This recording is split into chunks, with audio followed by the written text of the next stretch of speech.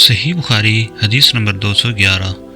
رسول اللہ صلی اللہ علیہ وسلم نے دودھ پیا، پھر کلی کی اور فرمایا اس میں چکنائی ہوتی ہے۔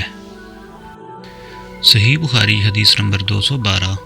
رسول کریم صلی اللہ علیہ وسلم نے فرمایا کہ جب نماز پڑھتے وقت تم میں سے کسی کو اونگ آ جائے تو چاہیے کہ وہ سو رہے یہاں تک کہ نیند کا اثر اس سے ختم ہو جائے، اس لیے کہ جب تم میں سے کوئی شخص نماز پڑھنے لگے اور وہ اونگ رہا ہو تو وہ کچھ نہیں جانے گا کہ وہ خدا سے مغفرت طلب کر رہا ہے یا اپنے نفس کو بد دعا دے رہا ہے۔ صحیح بخاری حدیث نمبر 213۔ رسول کریم صلی اللہ علیہ وسلم نے فرمایا کہ جب تم نماز میں اونگنے لگو تو سو جانا چاہیے، پھر اس وقت نماز پڑھے جب جان لے کہ وہ کیا پڑھ رہا ہے۔ صحیح بخاری حدیث نمبر 214۔ حضرت انس رضی اللہ عنہ سے روایت ہے کہ رسول کریم صلی اللہ علیہ وسلم ہر نماز کے لیے نیا وضو فرمایا کرتے تھے۔ میں نے کہا تم لوگ کس طرح کرتے تھے؟ کہنے لگے ہم میں سے ہر ایک کو اس کا وضو اس وقت تک کافی ہوتا جب تک کہ کوئی وضو توڑنے والی چیز پیش نہ آ جاتی، یعنی پیشاب، پخانہ یا نیند وغیرہ۔ صحیح بخاری حدیث نمبر 215۔ سوید بن رومان رضی اللہ عنہ سے روایت ہے ہم خیبر والے سال رسول کریم صلی اللہ علیہ وسلم کے ہمراہ جب صحبہ میں پہنچے تو رسول کریم صلی اللہ علیہ وسلم نے ہمیں عصر کی نماز پڑھائی۔ جب نماز پڑھ چکے تو آپ نے کھانے منگوائے، مگر کھانے میں صرف ستو ہی لایا گیا، سو ہم نے اسی کو کھایا اور پیا۔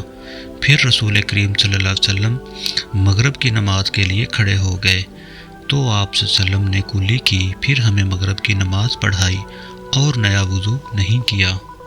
صحیح بخاری حدیث نمبر 216۔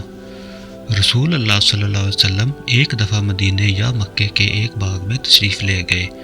وہاں آپ نے 2 شخصوں کی آواز سنی جنہیں ان کی قبروں میں عذاب کیا جا رہا تھا۔ آپ صلی اللہ علیہ وسلم نے فرمایا کہ ان پر عذاب ہو رہا ہے اور کسی بہت بڑے گناہ کی وجہ سے نہیں۔ پھر آپ صلی اللہ علیہ وسلم نے فرمایا بات یہ ہے کہ ایک شخص ان میں سے پیشاب کے چھینٹوں سے بچنے کا اہتمام نہیں کرتا تھا اور دوسرا شخص چغل خوری کیا کرتا تھا۔ پھر آپ صلی اللہ علیہ وسلم نے کھجور کی ایک ڈالی منگوائی اور اس کو توڑ کر 2 ٹکڑے کیا اور ان میں سے ایک ایک ٹکڑا ہر ایک کی قبر پر رکھ دیا۔ لوگوں نے آپ صلی اللہ علیہ وسلم سے پوچھا کہ یا رسول اللہ یہ آپ صلی اللہ علیہ وسلم نے کیوں کیا؟ آپ صلی اللہ علیہ وسلم نے فرمایا اس لیے کہ جب تک یہ ڈالیاں خشک ہوں شاید اس وقت تک ان پر عذاب کم ہو جائے۔ صحیح بخاری حدیث نمبر 217۔ انس بن مالک رضی اللہ عنہ روایت کرتے ہیں کہ رسول کریم صلی اللہ علیہ وسلم جب رفع حاجت کے لیے باہر تشریف لے جاتے تو میں آپ کے پاس پانی لاتا، آپ اس سے استنجا فرماتے۔ صحیح بخاری حدیث نمبر 218۔ ایک مرتبہ رسول اللہ صلی اللہ علیہ وسلم 2 قبروں پر سے گزرے تو آپ صلی اللہ علیہ وسلم نے فرمایا کہ ان دونوں قبر والوں کو عذاب دیا جا رہا ہے اور کسی بڑے گناہ پر نہیں۔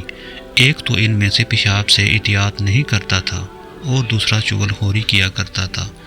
پھر آپ صلی اللہ علیہ وسلم نے ایک ہری ٹہنی لے کر بیچ سے اس کے 2 ٹکڑے کیے اور ہر ایک قبر پر ایک ٹکڑا گاڑ دیا۔ لوگوں نے پوچھا کہ یا رسول اللہ آپ نے ایسا کیوں کیا؟ آپ صلی اللہ علیہ وسلم نے فرمایا شاید جب تک یہ ٹہنیاں خشک نہ ہوں ان پر عذاب میں کچھ تخفیف رہے۔ صحیح بخاری حدیث نمبر 219۔ رسول کریم صلی اللہ علیہ وسلم نے ایک دیہاتی کو مسجد میں پیشاب کرتے ہوئے دیکھا تو لوگوں سے آپ صلی اللہ علیہ وسلم نے فرمایا اسے چھوڑ دو۔ جب وہ فارغ ہو گیا تو پانی منگوا کر آپ نے اس جگہ پر بہا دیا۔ صحیح بخاری حدیث نمبر 220۔ حضرت ابو ہریرہ رضی اللہ عنہ فرماتے ہیں کہ ایک اعرابی کھڑا ہو کر مسجد میں پیشاب کرنے لگا تو لوگ اس پر جھپٹنے لگے۔